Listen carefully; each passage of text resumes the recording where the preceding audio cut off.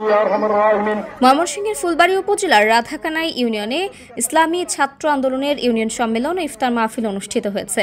বৃহস্পতিবার বিকেলে ইউনিয়নের পলাশতলী পশ্চিমপাড়া মোছার মিল সংলগ্ন সম্মেলনে প্রধান অতিথি হিসেবে বক্তব্য রাখেন ইসলামী ছাত্র আন্দোলন বাংলাদেশের কেন্দ্রীয় শূরা সদস্য মঈনুদ্দিন খান সিফাত।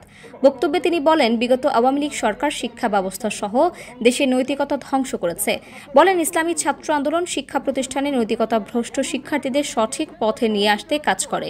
এছাড়াও রাজনীতির মাঠে নৈতিক উন্নতি সাধনে গুরুত্ব দেয় ইসলামী ছাত্র আন্দোলন। গত 16 বছরে আওয়ামী লীগ সরকার এদেশের প্রত্যেকটা শিক্ষা প্রতিষ্ঠান ধ্বংস করেছে, এদেশের প্রত্যেকটা অর্থনৈতিক প্রতিষ্ঠান ধ্বংস করেছে, এদেশের প্রত্যেকটা সামাজিক প্রতিষ্ঠানকে ধ্বংস করেছে।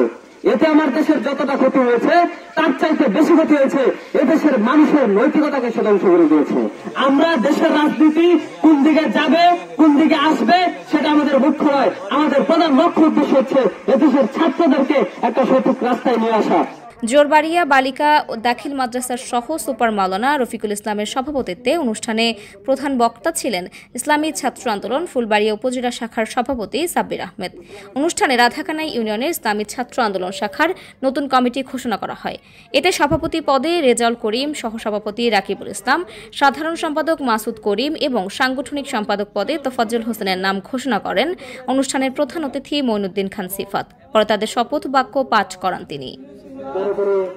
মেনে চলবো।